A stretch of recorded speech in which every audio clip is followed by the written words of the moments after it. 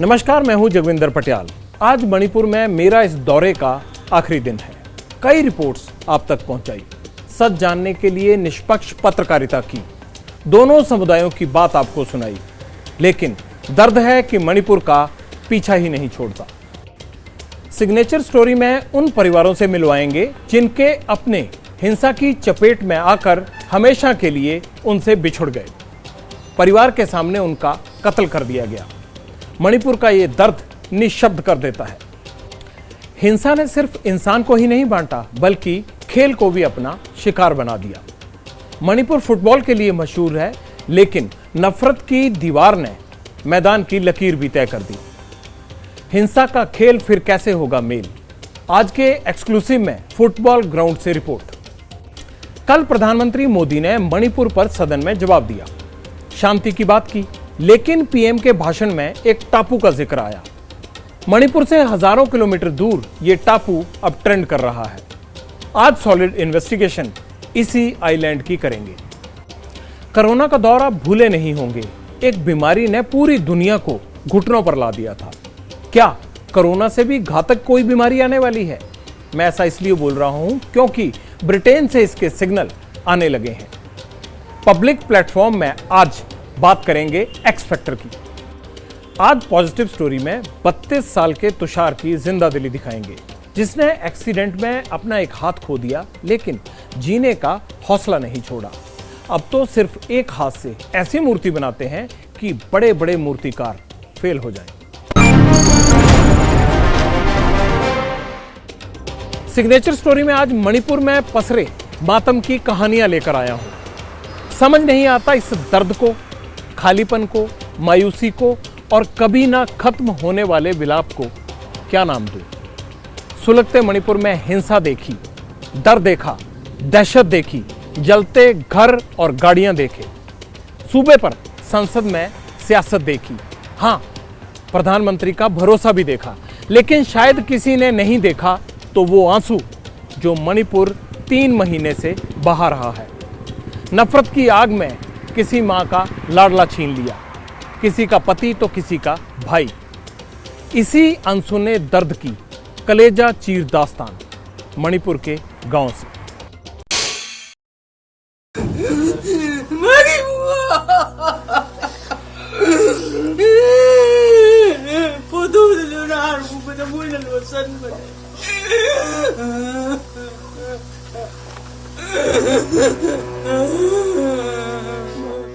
इन आंसुओं का हिसाब कौन देगा? इन सिसकियों का जवाब किसके पास है?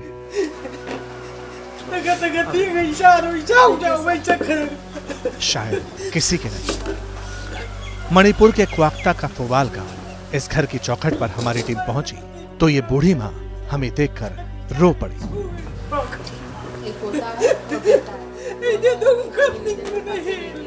इस उम्मीद में कि शायद उनके बेटे की कोई खैर खबर आई होगी। मां ने बेटे की तस्वीरें हाथ में दिखाई, आंखें हजार सवाल पूछ रही थी।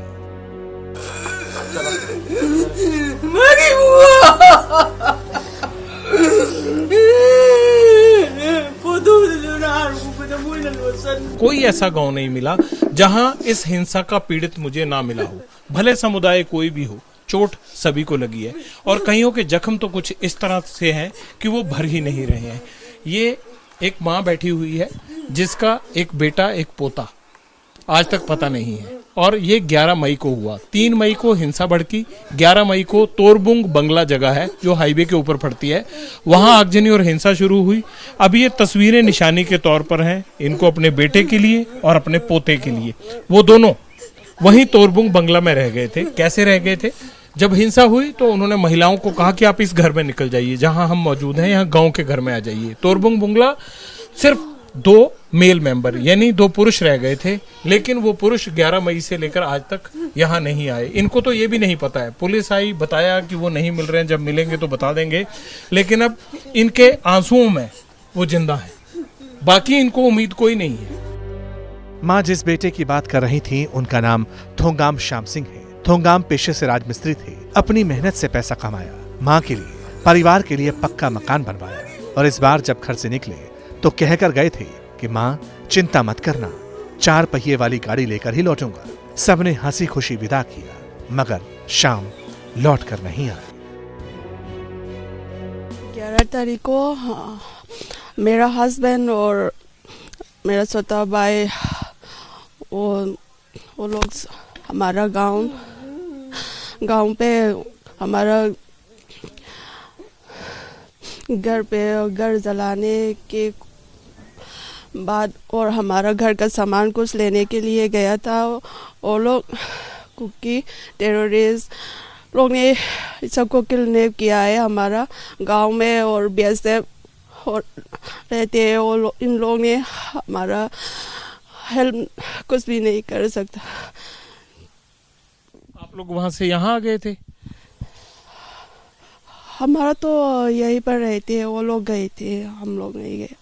तो पुलिस को आपने बताया कि वो गायब है? पुलिस आया, ढूंढने की कोशिश की? ढूंढने की कोशिश की थी, वो बोले थे वो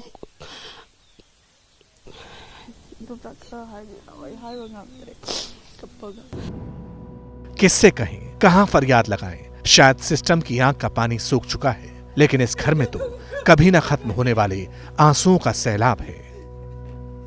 ये लोग बहुत ज्यादा बोलने की स्थिति में नहीं है, हम भी समझ सकते हैं। हमारी कोशिश कोई इनको इन हालात में बुलवाने की नहीं है, सिर्फ ये जानने की है। जब तक ये बोलेंगे नहीं तब तक हमें ये नहीं पता लगेगा कि हम इनके लिए क्या कर सकते हैं। हम तो इनका दर्द इन तस्वीरों के साथ आप तक पहुंचाने की ये कोशिश कर रहे हैं ताकि सरकार हिले। हाँ, सतोबाई के नाम है थोंगाम श्याम सिंह, हमारा बड़ी दीदी का बेटा है, और लैचोनबम सूरज सिंह, और इनका 36 इयर्स, और मेरा दीदी का बेटा है 23 इयर्स है। 33 और 36 साल, ये 2 उम्र के नौजवान हैं, या वो जो आदमी हैं जो आपके परिवार से गायब हैं। हाँ। आपको शक है किसी पे कि कौन उनको उठा के ले गया होगा? आपको डाउट है किसी पे? उनको कि टेररिस्ट ने किडनैप किया होगा, ऐसा ही सोच रहे हैं। मणिपुर में हमारी टीम ने श्याम सिंह की मां से बात करने की कोशिश की, मगर भाषा की बाधा आड़े आ गई। हाँ, इनकी बातें सुनकर, इनकी बेबसी जानकर आप ये समझ जाएंगे कि दर्द की कोई भाषा नहीं होती।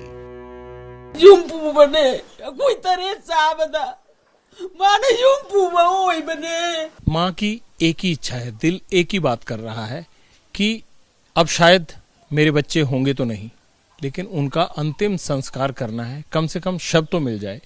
शव की उम्मीद में ये माँ रोज अपने आंगन में ऐसे ही आंसू बहाती है। ये देखना आसान नहीं है, और शायद हम इसे भूल भी नहीं पाएंगे ताउम्र कि मणिपुर जब कवरेज के लिए गए थे तो इस तरह की महिलाओं से हम मिले थे, इस दर्द को हमने देखा था। शायद आप इसे सुन रहे होंगे, बहुत सी माएँ इसे सुन रही होंगी, बहुत सी बहनें इसे सुन रही होंगी, उनके मन में भी यही लग रहा होगा ऐसा किसी के साथ नहीं होना चाहिए। पिछले 5 दिन से मैं मणिपुर में हिंसा और मुसीबतों के टूटे पहाड़ देख रहा हूं, और उधर राजधानी दिल्ली में देश की संसद मणिपुर पर बहस कर रही है। यहां ना हिंसा की आग बुझने का नाम ले रही है और ना ही उसके आसार नजर आ रहे हैं। उन लोगों से मिलना जिनके घर के लोग अब नहीं हैं, दिल को हिलाकर रख देता है। हिंसा और नफरत के निशान दीवारों से लेकर लोगों के दिल तक बन चुके हैं, जिन्हें मिटाना बहुत मुश्किल हो रहा है। मणिपुर इस वक्त एक लंबे मातम में है, सिर्फ खोने की कहानियां हैं सबके पास। आज मैं एक ऐसे घर में गया जहां नौजवान की हत्या हुई थी, लेकिन ये घर, परिवार, मोहल्ला और गांव अकेला नहीं है।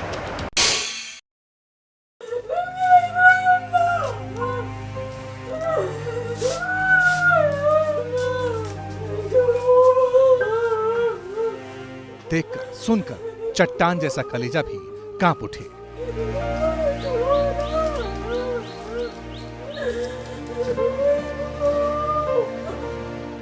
बेटे ने ठीक से जवानी की दहलीज पर कदम भी नहीं रखा था कि नफरत की गोली ने उसे हमेशा हमेशा के लिए छीन लिया।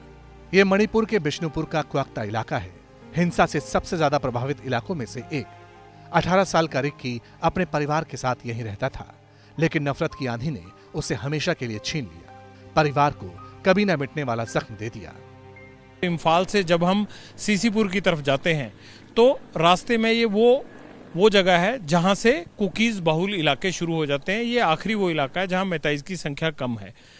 ये मैती परिवार था, इसके साथ वही हुआ जिसका इनको डर था। लेकिन एक बच्चा इस तरह से चला जाएगा, गोलियों का शिकार हो जाएगा, ये किसी ने नहीं सोचा था। रिक्की +2 पास किया था, सोशल वर्कर बनना चाहता था, कहता था इस गांव में और तरक्की चाहिए और विकास चाहिए, इस गांव को और ऊपर उठाने की जरूरत है, उसके लिए काम करूंगा। लेकिन आज वो नहीं रहा। कुकी बहुल वार्ड नंबर 9 में ये मैतेई परिवार पहले से ही डरा हुआ था। हमले का खतरा करीब देख रिक्की की मां और परिवार की सारी महिलाओं को रिलीफ कैंप में भेजा जा चुका था। रिक्की के पिता विलेज डिफेंस फोर्स में काम करते हैं। वो इलाके की हिफाजत कर रहे थे, लेकिन अपने ही बेटे को नहीं बचा पाए। ये उनकी माँ है, आगे उनकी नानी बैठी है, ये उनके अंकल बैठे हैं। माँ तो चुप रहती है, पत्थर सी हो गई है। सिर्फ एक तरफ, जब से मैं 1 घंटे से देख रहा हूँ, ये एक तरफ देखती रहती हैं, या रोती हैं या एक ही तरफ देखती रहती हैं। 7 जुलाई को ये रिक्की ये कमरे में सो रहा था, तो कुकी मिलिटेंट लोग सो रहा, उसका आवाज़ भी हम लोग सुनने लगा। बहुत ज़ोर ज़ोर से चिल्लाया था, मैतेई सक्थू ऐसा बोल के गांव में घुसा था। रिक्की को उठाया और मेरा इसी कमरे में था, और मेरा बीबी बच्चा भी इसी कमरे में सोया था। तो सब उठा के हमने थोड़ा सेफ जगह में जाने के लिए बोला। रिक्की को एक स्कूटी में था, उसको 50 जैसा गोली चलाया था। उसको स्कूटी भी बहुत सारे गोली लगा था, और उसका बॉडी में इधर उधर गोली बहुत सारे लगा था। और खुद अचानक वो डेड हो गया। हॉस्पिटल में जाने के मौका भी नहीं मिला। दर्द की ऐसी न जाने कितनी दास्तान मणिपुर के जर्रे जर्रे में बिखरी है। बर्बादी की राख को जरा सा कुरे तो आंसुओं का समंदर दिखाई देता है। क्वाक्ता के वार्ड नंबर 8 के परिवार को जो जख्म मिला वो भी कम नहीं है। ये असलेमा है, शादी हुए 5 साल से ज्यादा नहीं हुए, जिंदगी ठीक से शुरू भी नहीं की थी, लेकिन हमलावरों की भीड़ ने सारी खुशियां उजाड़ दी। तस्वीर मैंने देखी कि जहां आंगन में तुलसी लगी हुई थी और वहां पर 2 लाशें पड़ी थी। मुझे लगा इनको भी ढूंढना चाहिए कि ये वीडियो ठीक भी है या नहीं है या गलत है। मैं क्वाक्टा के वार्ड नंबर 8 में पहुंच गया तो पता लगा कि ये वीडियो तो वहीं का है, लेकिन वो घर वाले यहाँ से चले गए हैं कहीं। तो मैंने कहा कहाँ चले गए हैं? उन्होंने कहा एक रिलीफ कैंप में रहते हैं। कई किलोमीटर का सफर तय करके यहाँ मैं पहुंचा। ये बहुत बड़ा रिलीफ कैंप है। वैसे यहाँ बहुत सारी महिलाएं रह रही हैं। तो मुझे यहाँ वो महिला भी मिली जिनके पारिवारिक सदस्य थे, वो लोग जिनके साथ ये हुआ था। मायके पर रह रही थी, लेकिन मुझे फोन आया था, मेरे सामने वाले का भैया मर चुका है कहकर फोन आया था। उसी समय मुझे नहीं मालूम था कि मेरा पति और मेरा ससुर जी भी मर जाएगा। घर के मेरे छोटा भाई और मेरी बहन लोग भी रिलीफ कैंप में रह रहा था। मेरे पति और मेरे ससुर जी ही घर पर रह रहे थे। मेरा पति BDF है, वो मणिपुर का एक फौजी है। वो दिन के समय में ड्यूटी कर रात के समय पर घर पर रहकर सोता था अपनी फैमिली को प्रोटेक्ट करने के लिए। जो विलेज प्रोटेक्शन फोर्स है उसमें काम करते थे आपके पति? 4 के रात को मैं उसके साथ बातचीत कर रहा था। वो कह रहा था, वीडियो कॉलिंग कर रहा था उसी रात पर उसने। वो कह रहा था आज तो बहुत सन्नाटा है, मुझे डर लगता है, मैं रिलीफ कैंप में जाने के लिए तैयार हूँ, लेकिन पिताजी तैयार नहीं है कह रहा था। लेकिन उस रात में वो कुकी लोग आकर हमारे पति को चाकू से वार कर मारता है। परिवार अब इंसाफ की गुहार लगा रहा है। कहते हैं दर्द की जुबान नहीं होती, और मणिपुर में दर्द की तस्वीर भी नहीं है। ये कहीं रिक्की के घर वालों की शक्ल में दिखता है, उनके आंसुओं में नजर आता है, तो कहीं असलेमा की उजड़ी मांग में नजर आता है। ये जख्म ऐसे हैं जिनकी दवा भी मुश्किल है।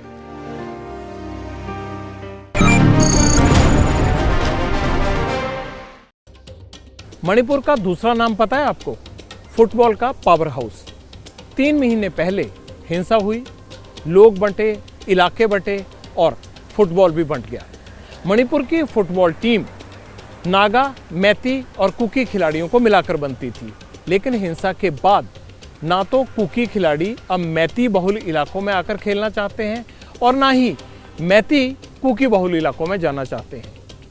मणिपुर के फुटबॉल के लिए ये बुरा वक्त है, लेकिन जिनका ईमान फुटबॉल है उनके मन में बेशक मौत का डर है, लेकिन शांति का दिया भी जल रहा है।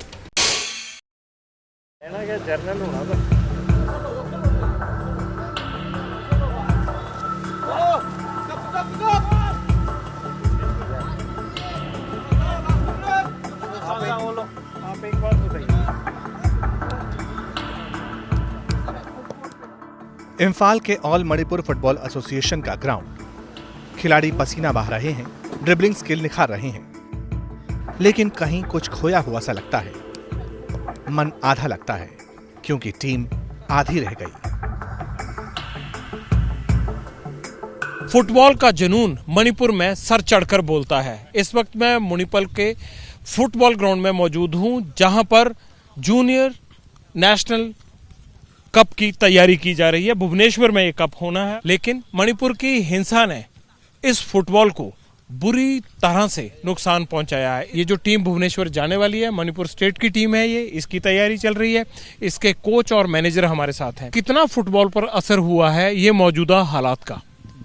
अभी तो पूरा हमारा स्टेट में लड़ाई चल रहा है ना, इसलिए थोड़ा दिक्कत होता है ना। वो तो विलेजेस तो अब टूर्नामेंट भी नहीं चल रहा है ना, अभी तो पार्टिसिपेट करने के लिए हम लोग को तैयार हो रहा है। विलेजेस भी अभी तक नहीं पार्टिसिपेट हो रहा है, लड़ाई चल रहा है, कर्फ्यू चल रहा है, दिक्कत होता है हम लोग को अभी।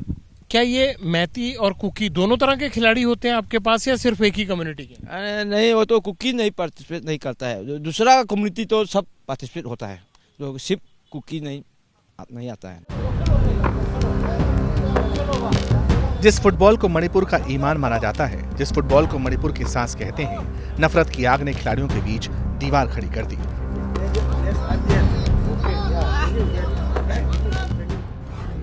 मणिपुर में 132 अप्रूव्ड फुटबॉल क्लब हैं, जिनमें करीब 6000 खिलाड़ी रजिस्टर्ड हैं। इनमें से 1000 से ज्यादा कुकी खिलाड़ी हैं, जो हिंसा के डर से इम्फाल नहीं आ रहे हैं।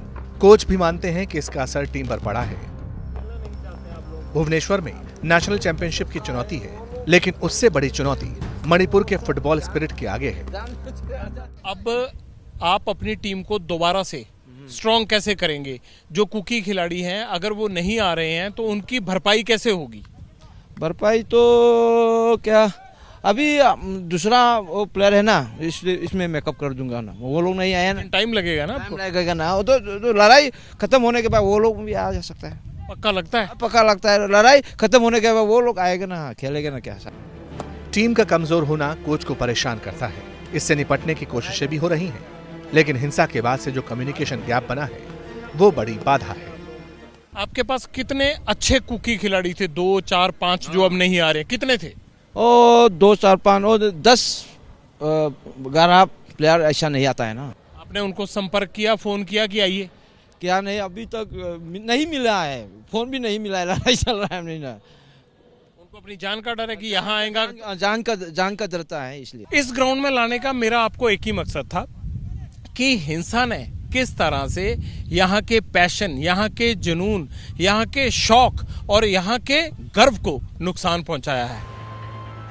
मणिपुर को फुटबॉल की फैक्ट्री कहते हैं। ये नाम इसे तोहफे में नहीं मिला, इसके लिए यहाँ के खिलाड़ियों ने पसीना बहाया है। इसी का नतीजा है कि देश के मेंस सीनियर फुटबॉल टीम में मणिपुर से ही सिर्फ 5 खिलाड़ी हैं और महिला सीनियर फुटबॉल टीम में 9 खिलाड़ी। एशियन गेम्स की महिला टीम में मणिपुर के 7 खिलाड़ी हैं और यहाँ की 10 महिला खिलाड़ी ओलंपिक कोचिंग कैंप में ट्रेनिंग ले रही हैं। हिंसा की आग ने जिस तरह मणिपुर के फुटबॉल में दरार डाली, वो परेशान करने वाला है।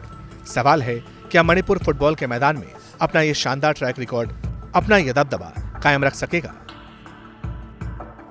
आपने तो इतना दौर देख लिया फुटबॉल का, ये पिछले 3 महीने में इस ग्राउंड ने क्या खोया? ये 3 महीना से अभी कोई भी कुछ कर नहीं सकता है। तब तो हम लोग, हमारा मणिपुर के स्टेट टीम ये अभी नेशनल फुटबॉल चैंपियनशिप में रिप्रेजेंट करना है और इसका अभी भी उसका ट्रेनिंग ट्रायल चल रहा है। इसी में हम लोग का तकदीर में एक खराब चीज़ है। मतलब ये कुकी और ये नागा लोग, इसका वजह से वो लोग इधर पार्टिसिपेट कर नहीं सकता है। वो खेलने नहीं आ रहे, वो खेलने नहीं आ रहा है। इसमें कैसा आएगा? इधर आने जाने का बहुत, ये इधर सब डिस्टर्ब चल रहा है। पूर्वोत्तर के छोटे से राज्य मणिपुर ने फुटबॉल में बड़ा नाम कमाया। मुख्यमंत्री एन बीरेन्द्र सिंह खुद फुटबॉलर रह चुके हैं। वो मणिपुर को देश का फुटबॉल कैपिटल बनाने की बातें करते थे, लेकिन कुकी और मैते के बीच अविश्वास की खाई ने फुटबॉल को बड़ा सेटबैक दिया है। क्योंकि 20% खिलाड़ी अभी नहीं आ रहे हैं या उनको डर है यहाँ के खेलने का, उनकी वापसी के लिए एसोसिएशन की तरफ से कुछ अरेंजमेंट, कोई काम किया जा रहा है? फुटबॉल एसोसिएशन का प्रेसिडेंट वो लोग का बात क्या है, हम भी ऐसा बोला है, तुम लोग थोड़ा सा एक नज़दीक गांव है, उसमें तुम वहाँ तक आओ, तुम लोग क्या क्या ये कागज़ फेडरेशन में भेजना चाहिए, हम भेज देंगे। तब तो वो लोग बुलाए, इधर आ नहीं सकेगा कांगपोपी, उधर आने से हम लोग ऐसा कागज़ तो आपको दे सकता है। तब तो हमने फिर ऐसा बुलाए, तो आएगा मोरबुंग तक आएगा, तब तो ये उसका अननोन पर्सन हम लोग को शूट करेगा, तब तो हम क्या करेगा? अच्छा, अगर आप वहाँ जाएंगे तो उनके लोग मार सकते हैं, वो यहाँ आने से इसलिए डरते हैं कि उनको मार देंगे। हाँ, सवाल यह है कि हिंसा ने मणिपुर के फुटबॉल को जो सेटबैक दिया, उससे बाहर निकलने का प्लान किया है। अभी तो सब डरता है ना ये सिचुएशन, क्योंकि actually I think in my opinion all Kuki tribes they are very gentle and good. Among the ये कुकी सिन कुकी है ना, they we can not identify them, they are very worse. वो लोग ने ऐसा मिसगाइड करके ऐसा ये सिचुएशन ऐसा हुआ है। इसको बाहर कैसे लाएंगे फिर आप? फिर तो हम लोग ऐसा बात क्या है, थोड़ा सा ये आफ्टर तो ये पीस आएगा तो फर्स्ट यहाँ का इम्फाल का टीम उधर तुम लोग के डिस्ट्रिक्ट में आकर फ्रेंडली मैच, पीस मैच खेलेगा। तुम्हारा टीम भी इम्फाल में आकर खेलना है। ये तो इज द पीस मैच। ये कब से शुरू हो सकता है? ये तब तो हम अभी जो एंगेज किया है वो लोग सोच के बताएगा, ऐसा बोला है। मणिपुर में फुटबॉल बटा जरूर है, लेकिन उम्मीद है कि जब मन के घाव भरेंगे तो हालात फिर सुधरेंगे और मणिपुर का फुटबॉल एक बार फिर जलवा दिखाएगा।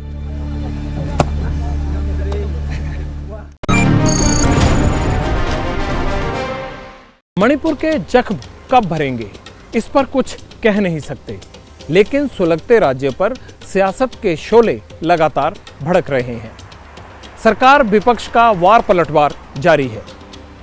आज राहुल गांधी ने प्रेस कॉन्फ्रेंस की और सरकार पर मणिपुर की अनदेखी का आरोप लगाया। कांग्रेस का ये एग्रेशन इसलिए था क्योंकि कल प्रधानमंत्री मोदी के भाषण में एक जमीन के टुकड़े का जिक्र आया था, एक टापू का नाम लिया गया था। मणिपुर में हिंसा के बीच ये टापू का नाम कैसे आया और इस पर चर्चा क्यों कर रहे हैं? सियासत की ये लड़ाई टापू पर कैसे आई? सॉलिड इन्वेस्टिगेशन में इसका पूरा सच मिलेगा। मणिपुर हिंसा पर सियासत सुलग रही है। एक स्टेट नहीं है, आज 2 स्टेट है। स्टेट की हत्या कर दी गई है और उसको चीर दिया गया है। इसलिए मैंने बोला हिंदुस्तान की हत्या मणिपुर में बीजेपी ने कर दी है। मैं नॉर्थ ईस्ट के चप्पे चप्पे पर घुमा हुआ व्यक्ति हूं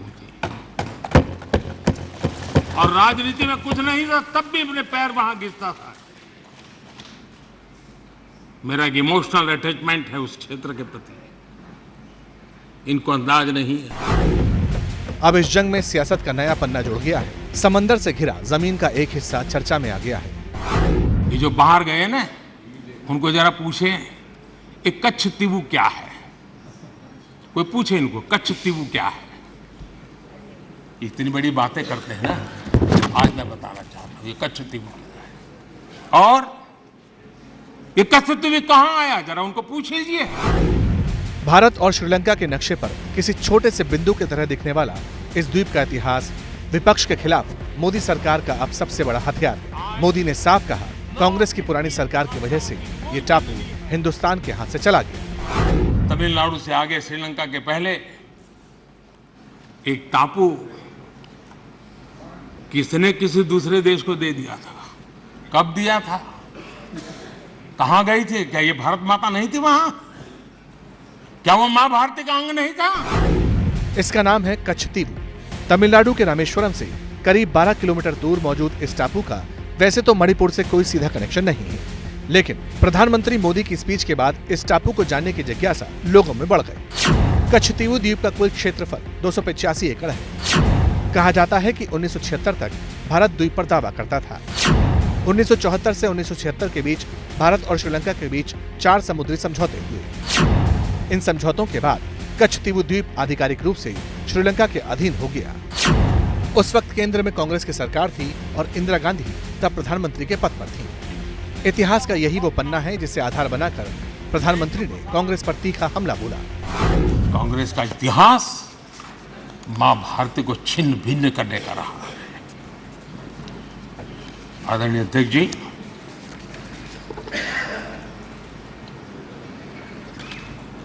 और कांग्रेस का मां भारती के प्रति प्रेम क्या रहा है, भारत के वासियों के प्रति प्रेम क्या रहा है। कच्छतीवु द्वीप पर प्रधानमंत्री मोदी का यह बयान कांग्रेस को चुभने वाला है, लिहाजा कांग्रेस ने भी पलटवार करने में देर नहीं लगा। आपने कच्छतीवु द्वीप की बात करी, श्रीलंका के 1974 में वो समझौते में देना पड़ा। आपको पता है क्यों देना पड़ा? क्योंकि श्रीलंका से सटा हुआ था और इस शर्त पर देना पड़ा कि हमारे मछुआरे आज भी वहां पर डेरा डालते हैं और ये हुकूमत हमने करी थी।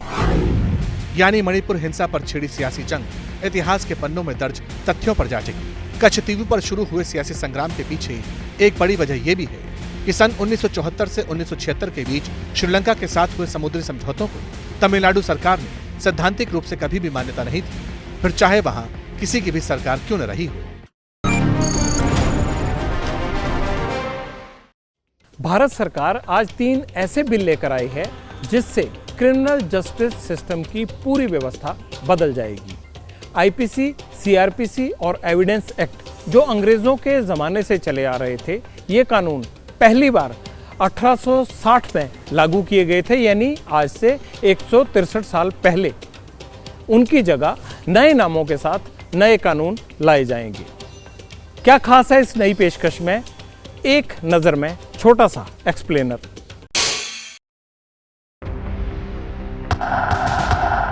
आईपीसी, इंडियन पिनल कोड, भारतीय दंड संहिता। CrPC, code of criminal procedure, दंड प्रक्रिया संहिता। और एविडेंस एक्ट। अब तक हमारे देश में सजा देने वाले कानून इन 3 शब्दों के इर्द गिर्द घूमते थे, लेकिन अंग्रेजों के जमाने से चले आ रहे इन शब्दों को, कानूनी प्रावधानों को मोदी सरकार ने बदलने का फैसला किया। लोकसभा में केंद्रीय गृह मंत्री अमित शाह ने 3 नए बिल पेश किए। अब आईपीसी की जगह भारतीय न्याय संहिता 2023, सीआरपीसी की जगह भारतीय नागरिक सुरक्षा संहिता 2023 और एविडेंस एक्ट की जगह भारतीय साक्ष्य अधिनियम 2023 होगा। हम गुलामी की सभी निशानियों को हम समाप्त कर देंगे। 3 विधेयक एक साथ लेकर आया हूं। तीनों विधेयक दंड विधान प्रक्रिया, क्रिमिनल जस्टिस सिस्टम को बेसिक कानून, इसके लिए मूलभूत कानून ये 3 विधेयकों के अंदर है। अंग्रेजों द्वारा बनाए गए, अंग्रेजों की संसद के द्वारा पारित किए गए ये तीनों कानूनों को समाप्त कर आज हम तीनों नए कानून पुरस्कृत करने के लिए मैं आया हूं। एक लाइन में बात क्लियर है, सरकार चाहती है कि अंग्रेजों ने जो कानून बनाए थे, जिन कानूनों को आजाद हिंदुस्तान 75 साल तक ढो रहा था, अब ऐसा नहीं होगा। जो कानून आज इससे निरस्त होंगे, जब सदन पारित करेगा, तब वो कानूनों के अंदर कुछ शब्द थे मैं जरूर कहना चाहता हूं, जिससे हमें मालूम पड़ेगा कि 75 साल तक हम किस कानूनों के आधार पर क्रिमिनल जस्टिस सिस्टम को चलाए हैं। टोटल 475 जगह ये गुलामी की निशानियों को समाप्त कर आज हमने एक नया कानून मान्यवर लेकर आए। तो सवाल है कि क्रिमिनल जस्टिस सिस्टम में इस तरह के बदलाव से क्या हासिल होगा? सरकार का फोकस किन एरिया पर है? क्या न्यायिक प्रक्रिया में तेजी आएगी? क्या कोर्ट में मामले तेजी से निपटाए जाएंगे? बिल के मेन पॉइंट्स पर गौर करें तो इससे काफी बातें क्लियर हो जाती हैं। आईपीसी की जगह लेने वाले नए बिल में राजद्रोह के प्रावधानों को पूरी तरह से खत्म कर दिया जाएगा। वैसे सुप्रीम कोर्ट ने 2022 में ही देशद्रोह वाले कानून को स्थगित कर दिया था। 90 दिन में जांच और ट्रायल खत्म हो और 180 दिन में हर जांच समाप्त होनी चाहिए। चार्ज फ्रेम होने के 30 दिन के अंदर ही फैसला देना होगा। फैसला 7 दिन के अंदर ऑनलाइन मोड में उपलब्ध कराना होगा। मॉब लिंचिंग के लिए 7 साल जेल का प्रावधान है। 18 साल से कम उम्र की लड़की के साथ रेप में मौत की सजा का प्रावधान दिया गया है। दाऊद इब्राहिम जैसे फरार अपराधियों पर उनकी गैर मौजूदगी में मुकदमा चलाने के लिए प्रावधान लाया गया है। जिन सेक्शन में 7 साल या उससे ज्यादा की सजा मिलती है, उन मामलों में फॉरेंसिक टीम का क्राइम सीन पर जाना जरूरी होगा। एक केस में ज्यादा से ज्यादा 3 साल में सजा करवाने का प्रावधान होगा। अंग्रेज शासन की रक्षा करने के लिए कानून बनाए गए थे और उसका उद्देश्य दंड देने का था, न्याय देने का नहीं था। ये दोनों मूलभूत चीजों पर हम परिवर्तन करने जा रहे हैं। ये तीनों कानूनों को रिप्लेस कर इनकी जगह जो 3 नए कानून बनेंगे उनकी आत्मा होगी भारत के नागरिकों को संविधान प्रदत्त सारे अधिकार जो मिले हैं इसकी सुरक्षा। इस तरह के और प्रावधान इन तीनों बिलों में हैं, लेकिन फिलहाल सरकार इन्हें स्क्रूटनी के लिए संसदीय पैनल के पास भेजेगी। हालांकि क्रिमिनल जस्टिस सिस्टम में बदलाव वक्त की मांग भी है, क्योंकि हमारे देश की अदालतों पर भी बड़ा बोझ है। सुप्रीम कोर्ट में फिलहाल 69,243 मामले लंबित हैं। देश के अलग अलग हाई कोर्ट्स में 60,75,000 केस पेंडिंग हैं, जबकि जिला और तालुका कोर्ट में ऐसे केसों की संख्या 4,44,00,000 से ज्यादा है। भारतीय आत्मा के साथ ये 3 कानून अब प्रस्तावित होंगे और हमारी क्रिमिनल जस्टिस सिस्टम के अंदर बहुत बड़ा परिवर्तन आएगा। सरकार चाहती है कि न्याय मिले, लेकिन दिक्कत यह है कि सुप्रीम कोर्ट से लेकर लोअर कोर्ट तक उनकी कैपेसिटी के हिसाब से पद खाली है। सुप्रीम कोर्ट में फिलहाल 2 पद खाली हैं, जबकि हाई कोर्ट में 333 जगह वेकेंट हैं। जिला न्यायालय की बात करें तो वहाँ 25,042 जज होने चाहिए, लेकिन यहाँ भी 5,850 पद खाली है। वक्त वक्त पर क्रिमिनल जस्टिस सिस्टम के साथ जुडिशियल सिस्टम में भी बदलाव की बात उठती है। कई एक्सपर्ट्स को लगता है कि अगर जजों की संख्या में भी इजाफा होगा तो केस जल्दी निपटेंगे और लोगों का न्याय पर, कानून पर भरोसा बढ़ेगा।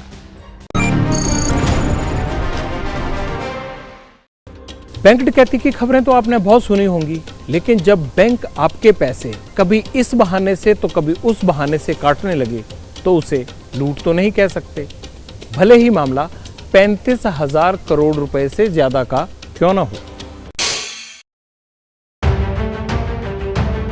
बैंक अकाउंट में मिनिमम बैलेंस मेंटेन न करने पर विनय प्रताप सिंह को न सिर्फ पहले से डिपॉजिट 4,000 रुपयों से हाथ धोना पड़ा, बल्कि पेनाल्टी भी देनी पड़ी। मैं एक मेरा एग्जाम्पल देता हूँ। मेरा IDBI में एक अकाउंट हुआ करता था जिसमें कुछ 4,000 रुपये मेरे डिपॉजिट थे और उसका मेरे पास डेबिट कार्ड और नंबर उसमें भी बदल गया था। तो मैंने बहुत समय बाद, करीब 5-6 साल बाद मैंने उस अकाउंट को वापस से रीएक्टिवेट कराया तो देखा कि मेरा अकाउंट माइनस में था।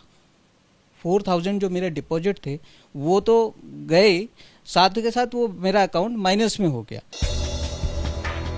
मुंबई के दानिश अली निर्धारित सीमा से ज्यादा ATM कार्ड के इस्तेमाल पर लगने वाले शुल्क से परेशान हैं। मेरे पास देखिए ना, ये मेरे पास में पासबुक है, उसके पर मेरा पूरा एंट्री दिया हुआ है और कभी कभी मेरा पेमेंट बैलेंस नहीं रहता है, मेंटेन नहीं रहता है, तभी मुझे मैसेज भी आते हैं। मैसेज में लिखा हुआ है your account is not maintain your saving account. अब सेविंग अकाउंट हम इसलिए बनाते हैं कि हमारा पैसा कुछ सेव हो। जो हम सेविंग करते हैं वो तो बैंक ही ले लेते, तो हमारे को सेविंग अकाउंट खोल के मतलब ही नहीं आता है। ज़ैनब सलीम खान बताती हैं कि बैंक जब तक उनके अकाउंट से पैसा काटता रहता है। करता है हाँ, और उसमें तो बता भी नहीं होता कितना काटना है। कभी कुछ अमाउंट कट होता है, कभी कुछ अमाउंट कट हो जाता है। 1,000 बोलते हैं वो लोग, बट 1,000 के पे भी वो लोग चार्जेस करते ही है। लेकिन क्या आप जानते हैं अकाउंट में मिनिमम बैलेंस न होने पर लगने वाली पेनाल्टी, तय सीमा से ज्यादा ATM का इस्तेमाल और SMS सेवा के नाम पर बैंकों ने कितने रुपए कमाए हैं? ये रकम इतनी बड़ी है कि आपका दिमाग चकरा जाएगा। 2018 के बाद से बैंक ने मिनिमम बैलेंस न होने पर पेनाल्टी के तौर पर ग्राहकों से 21,044 करोड़ रुपए की वसूली की है। चौंक गए ना आप? ये तो कुछ भी नहीं है। बीते 5 साल में बैंकों ने अतिरिक्त ATM चार्ज के तौर पर 8,289 करोड़ रुपए वसूले हैं। वहीं SMS सुविधा के नाम पर 6,254 करोड़ रुपए की कमाई की। मतलब पिछले 5 साल में पेनाल्टी के जरिए सरकारी और निजी सेक्टर के बैंकों ने 35,000 करोड़ से ज्यादा की कमाई कर ली। ये आंकड़ा इतना बड़ा है जो हर आम आदमी को चुभता है। और मैं तो बिल्कुल शॉक्ड हूँ कि 21,000 करोड़ रुपए इस नाम से वसूल लिए गए कि भाई मिनिमम चार्जेस के नाम से। ये पब्लिक लिटरेसी का मामला नहीं बनता कि आप कस्टमर को आप गाइड करें, एजुकेट करें, बल्कि मुझे लगता है कहीं ना कहीं आप बैंकिंग सिस्टम से डिस्करेज कर रहे हैं लोगों को। ये आंकड़ा बहुत बड़ा दिखता है तो मुझे लगता है लोगों को चुभता है बहुत, और इतना नहीं होना चाहिए। आप किसी से भी पूछेंगे और जो भी अपने अकाउंट स्टेटमेंट को देखता है वो ये कहता है कि ये मुझे किस चीज की चपत लग गई, तो बैंक उसको कहते हैं कि आपने एवरेज मिनिमम बैलेंस नहीं रखा है। तो मुझे लगता है कि लोगों को जब वो अकाउंट खुलवाते हैं तो उस समय जो दस्तावेज होते हैं अकाउंट्स के, उसमें ये साफ साफ लिखा होता है। तो मुझे लग रहा है जो बैंक के अकाउंट होल्डर्स हैं उनको शुरू में जब वो बैंक अकाउंट खुलवाते हैं तो इस चीज की जानकारी एक प्रोनाउंस्ड वे में देनी चाहिए कि उनको मालूम हो, क्योंकि अक्सर देखा जाता है कि ये चार्ज उनको बाद में पता लगता है, और जब बाद में पता लगता है तो उनको नाराजगी होती है। देश के अलग अलग बैंकों में करीब 200 करोड़ अकाउंट है, लेकिन यहाँ एक पेच है। एक तरफ तो बैंकों ने नौकरी मजदूरी करने वाले छोटे ग्राहकों पर पेनाल्टी के जरिए 35,000 करोड़ की कमाई की, तो वहीं दूसरी तरफ बीते 9 साल में 14.59 लाख करोड़ का कर्ज बट्टे खाते में डाल दिया है, और इसमें से 7,40,968 करोड़ रुपए का कर्ज बड़े उद्योगपतियों को दिया गया था। मतलब ये कि बैंक बड़े उद्योगपतियों से जो कर्ज वसूल नहीं पाए उसे बट्टे खाते में डालकर भूल गए, लेकिन शर्तों के मुताबिक ही सही छोटे ग्राहकों से वसूली जारी है, और इनमें भी बड़ी तादाद ऐसे लोगों की है जो 2 वक्त की रोटी के लिए भी रोज संघर्ष करते हैं।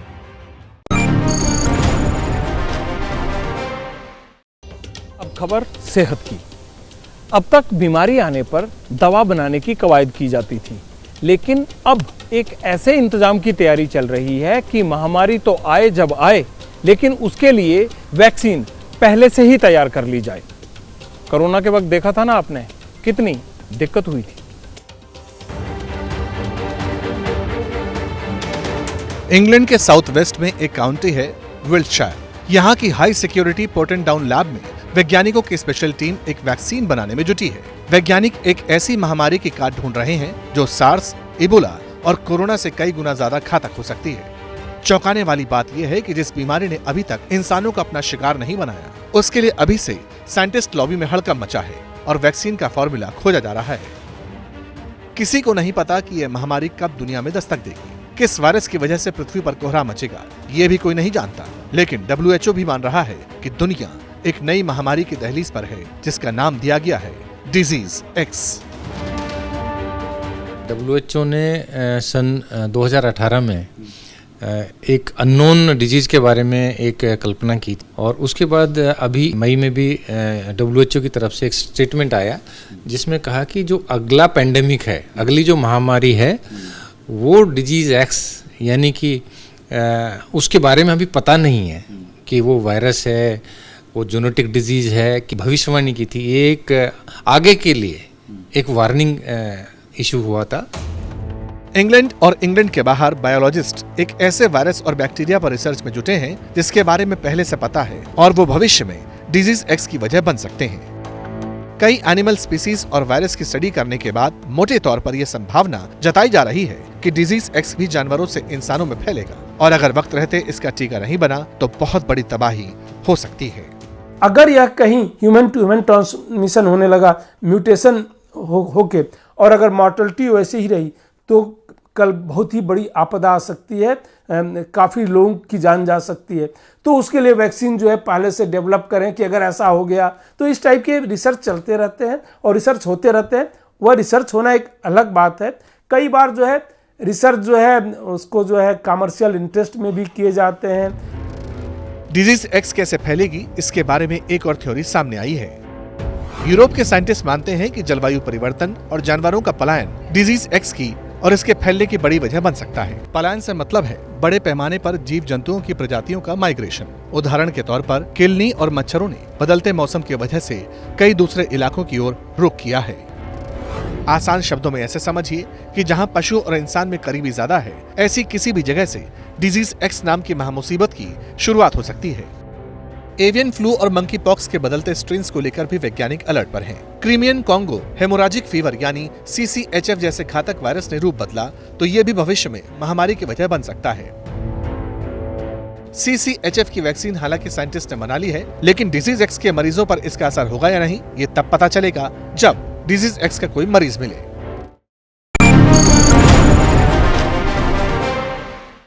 अब वक्त पॉजिटिव स्टोरी का है। कहते हैं हिम्मते मर्दा मददे खुदा, यानी इंसान अगर खुद जोर लगाए तो फिर सारी कायनात उसकी मदद करती है। बस हार नहीं माननी है। यही 32 साल के तुषार ने किया। एक्सीडेंट की परवाह नहीं की। अब देखिए सारी दुनिया एक हाथ वाले कलाकार को सलाम कर रही है। जो मुश्किलें और जो बाधाएं इंसान को तोड़ देती हैं, उनमें भी अगर जज्बा कायम रहे तो मिसाल दुनिया देती है। उसी तरह जैसे आज वडोदरा के तुषार सावंत की मिसाल दी जा रही है। 32 साल के तुषार एक मूर्तिकार के तौर पर जितने वायरल हैं, उनके संघर्ष की दास्तां भी उतनी ही हैरत अंगेज है। 2012 में एक हादसे में तुषार अपना एक हाथ गंवा बैठे, लेकिन तुषार ने नियति के आगे सरेंडर होने के बजाय लड़ना बेहतर समझा। आज तुषार की बनाई मूर्ति और पेंटिंग्स को खरीदने गुजरात के कोने कोने से लोग आ रहे हैं। एक्चुअली मैंने है ना पूरा टाइम शेड्यूल सेट करके रख दिया है कि मॉर्निंग में कलर का, दोपहर में गणपति का जो मॉडल बनाना होता है वो दोपहर में करता हूँ, शाम को जो एंटीक पीस बनाने हैं, जो ऑब्जेक्ट अलग अलग करना है वो चीज़ करता हूँ। कला, पेंटिंग, आर्ट ये तुषार का पैशन था। शुरुआत में एक हाथ से मूर्ति और पेंटिंग बनाने में तुषार को बड़ी मुश्किलें आई, लेकिन उनकी जिद के आगे इन मुश्किलों ने भी घुटने टेक दिए। आज के जनरेशन में कैसे इंजरी हुई या कोई भी सिचुएशन में फंस गए, आदमी लाचार बन के बैठ जाता है, पर वो चीज़ मैंने नहीं दी। मैंने मेरे अंदर से प्लस पॉइंट निकाले और उसको मोटिवेट करके मैं आगे बढ़ा। गणेशोत्सव आने वाला है, ऐसे में तुषार के हाथों बनी भगवान गणेश की प्रतिमाओं की बड़ी डिमांड है। एक स्पेशल ऑर्डर के तहत तुषार हनुमान जी की गोद में बैठे हुए गणेश जी की 8 फीट की मूर्ति तैयार कर रहे हैं। खास बात यह है कि तुषार के बनाई गई मूर्तियां मिट्टी और घास से बनी होती हैं, यानी पूरी तरह से इको फ्रेंडली। बीते 6 साल से तुषार मूर्ति कला के क्षेत्र में काम कर रहे हैं, नाम कमा रहे हैं। तुषार जैसे जुझारू नौजवान समाज के लिए मिसाल हैं।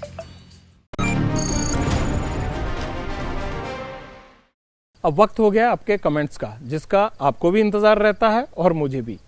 मैं चूंकि मणिपुर में ग्राउंड रिपोर्टिंग कर रहा हूं, इसलिए आपके जितने कमेंट्स आए हैं उसके लिए एक शानदार सी छोटी सी रिपोर्ट तैयार की है। आप देख लीजिए क्या आपने मेरे शो को लेकर कमेंट्स किए हैं।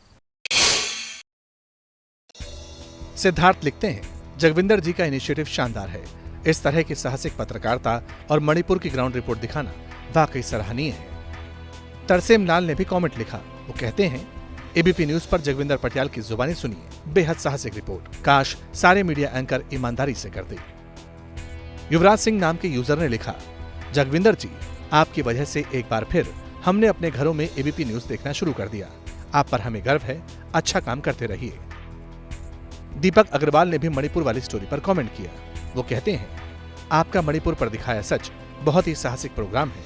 आपको एबीपी न्यूज को बहुत बहुत बधाई। अब वक्त हो गया है मेरे जाने का। मणिपुर से पब्लिक इंटरेस्ट के इस खास शो में आज बस इतना ही। अब मुलाकात होगी सोमवार रात 9 बजे। हाँ, आप मुझे फीडबैक देना मत भूलना। आपके फीडबैक से ही मुझे पता लगता है कि हमारी तरफ से उठाए गए मुद्दे आपको कितने अच्छे लग रहे हैं, और ये आपका टाइम है तो आप ही की बात होती है। लेकिन अभी मैं जा रहा हूं, आपने कहीं नहीं जाना है, क्योंकि एबीपी न्यूज़ के YouTube प्लेटफॉर्म पर खबरों का सिलसिला जारी है।